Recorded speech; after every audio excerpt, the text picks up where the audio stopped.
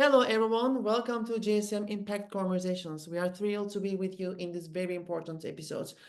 Today, we have a very special guest, and we will talk about the future because the future is unwritten and we will write it together. And to make sure future is written in an equitable, inclusive, and honest way, it is very important to stand in solidarity with some important change agents, some grassroots leaders, and those that dare to speak up and stand up to change things in a radical way. So today's conversation is really important and the one that touches my heart so deeply. Today we are going to talk about something really important: women. Women are at the heart of many crises, and many of these crises are happening within supply chains. As a global feminist, I'm honored to stand in solidarity with our sisters, and I invite the entire supply chain community to take action for change. Before I start, I want to read some numbers and I want to bring some facts to illustrate why today's conversation is really important and timely.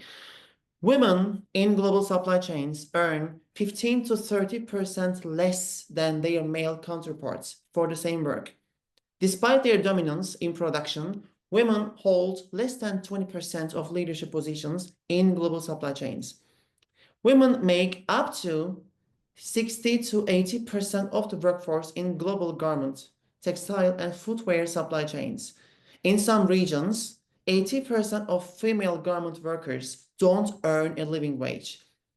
1 in 3 women working in global supply chains has experienced workplace harassment or violence. In agriculture-based supply chains and value chains, women contribute to 43% of the global agricultural labor force, but own less than 20% of land. Over 90% of women workers in supply chains lack formal contracts, social protections, or union representation. Only 5% of the world's largest multinational companies have strong gender equality policies in their supply chains. And this doesn't stop here. Also, because of climate change, we are seeing further violence that women are going through and facing every single day. 80% of people displaced by climate change are women.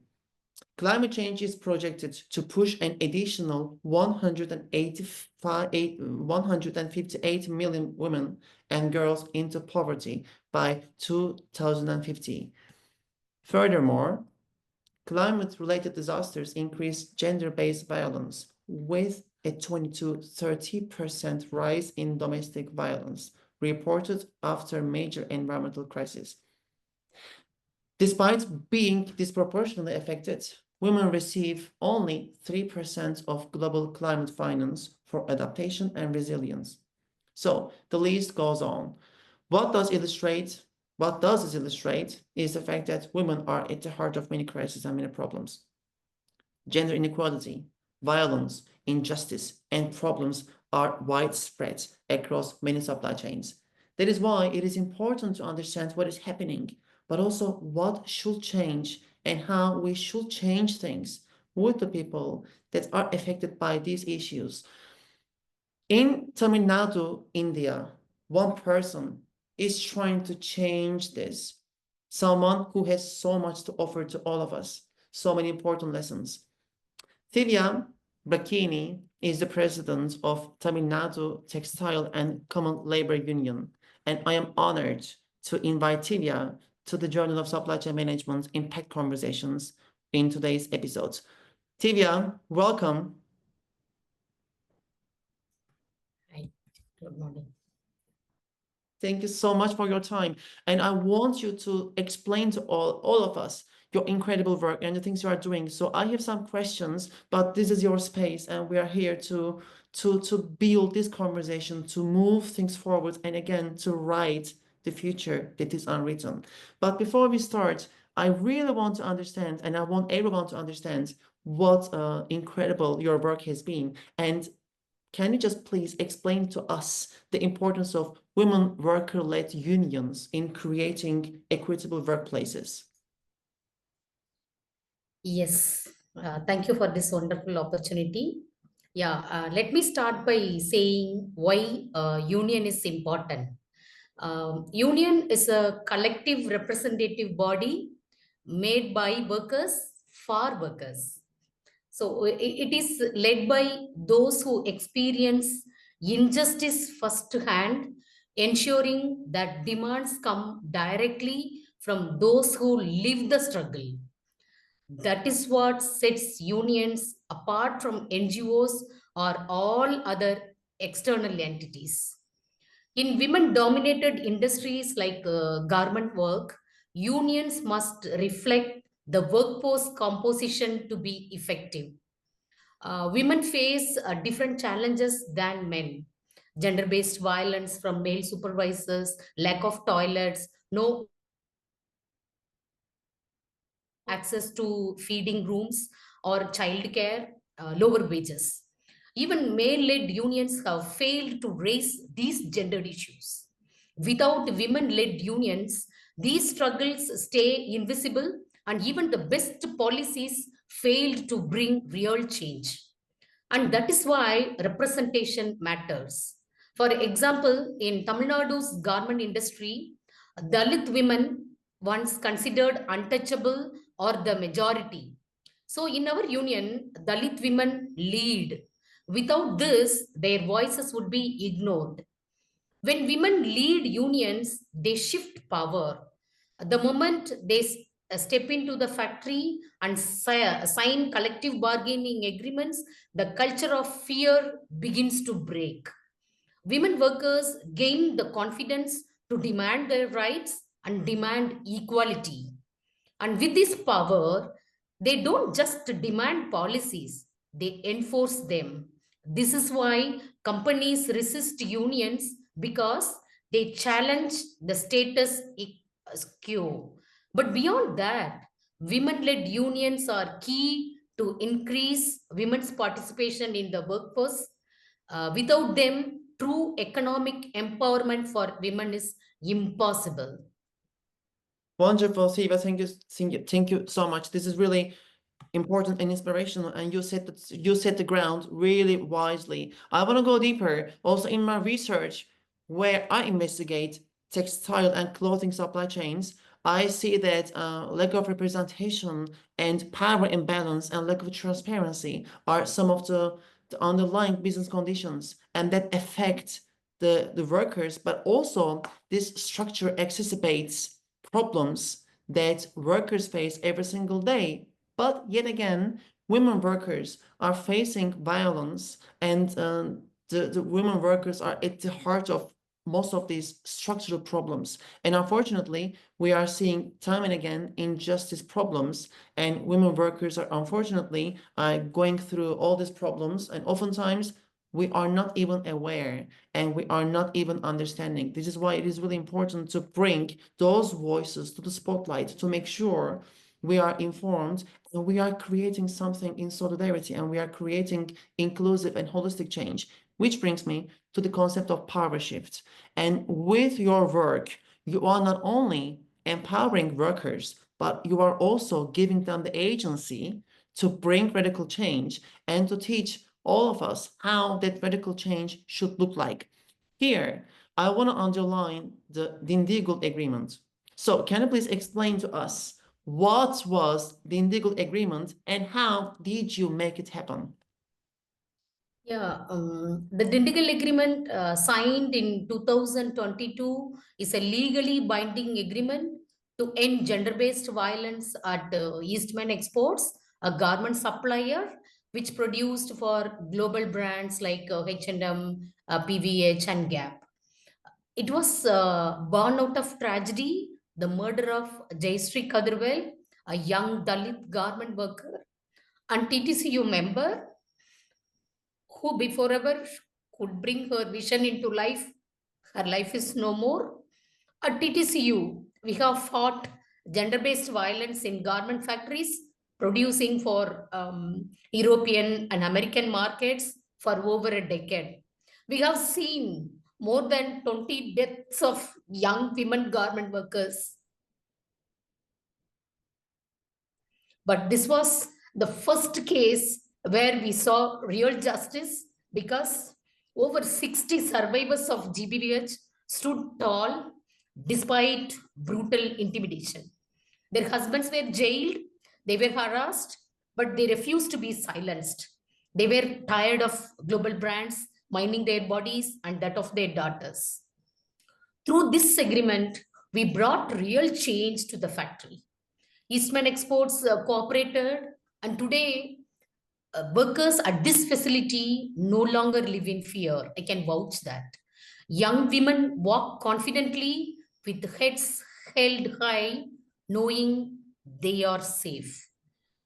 Fear no longer shadows them at their workplace. But here is my concern. Despite this success, fashion brands are still not committing to sourcing from factories with enforceable brand agreements. If global brands truly care about worker safety, they must prioritize factories that have EBAs and collective bargaining agreements. Otherwise, suppliers will take the message that working with unions to improve conditions is bad for business. And that would be a dangerous precedent.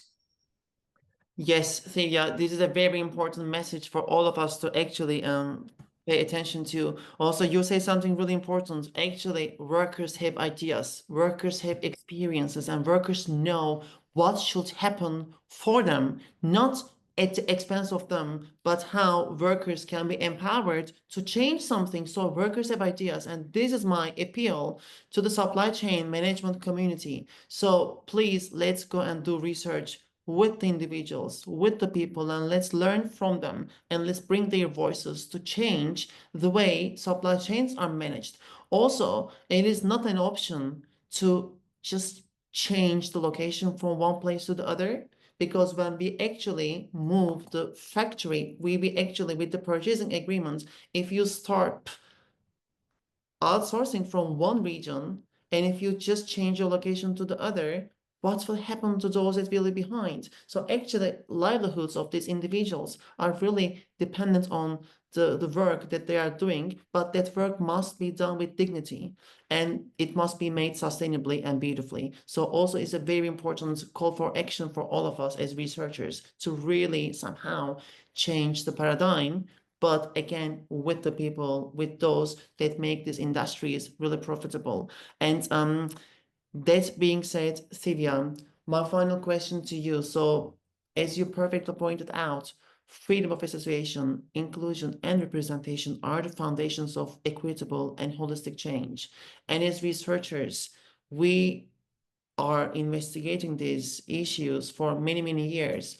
What would you ask researchers, especially supply chain management researchers, to do to create this change with you, to create bigger impact? What would your request or appeal for the supply chain community to bring this change even further? Freedom of association is not just a labor right, it is the foundation of dignity, safety, and democracy at work. It gives workers, especially those from marginalized communities, the strength and confidence to speak up in industries where power imbalances are very, very severe. To the research community, we need collaborative, action oriented research that doesn't just extract knowledge from workers but empowers them. Research must be long term, deeply engaged with the community, and actively support solutions that workers and their representative organizations want. You can support this by documenting and amplifying worker led organizing so brands and policymakers can no longer ignore our struggles. The second point I would like to insist is that conducting research with workers' organizations, not just on them, and ensuring workers are reciprocated for their time and contributions. The third is co-developing solutions with workers and their communities so that research leads to changes that the worker communities want. I think, Hakan, you exemplify these principles, and we need more researchers like you, those who engage deeply, listen, and build research that strengthens the struggle of workers.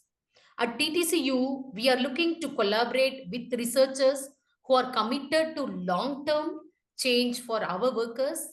And if that is you, reach out. Let us definitely work together to bring real change. Yeah. Silvia, thank you so much. This has been very, very important and vital. So thank you so much for your voice and for your leadership. And I will repeat some of the lessons that you shared. So these are some of the takeaways and pathways for the researchers to move forward. So I'm summarizing the beautiful things that you have said. Workers are not commodities. They are not machines. They are individuals with emotions, with ideas, and with like respect.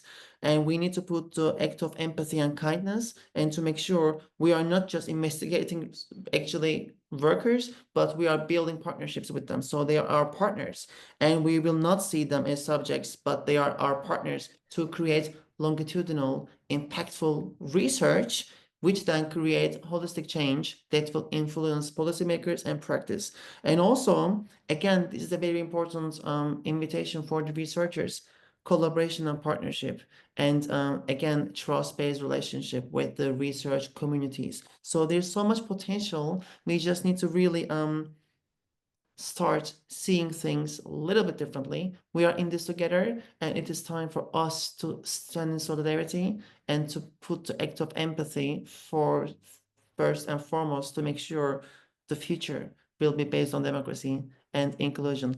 Tivia, thank you so much. I'm honored to call you my friend. And I'm really looking forward to, again, working with you and creating further conversations. So thank you so much. Thank you. Thank you so much for this wonderful opportunity. Thank you so much. So thank you, everyone. This has been really important. So hopefully it will give you some inspirations. So please reach out to Thivia and everyone at TTCU. I will leave all the links and all the important work at the description box. So please reach out, and we will see you at the next episode of JSCM Impact Conversations. See you next time.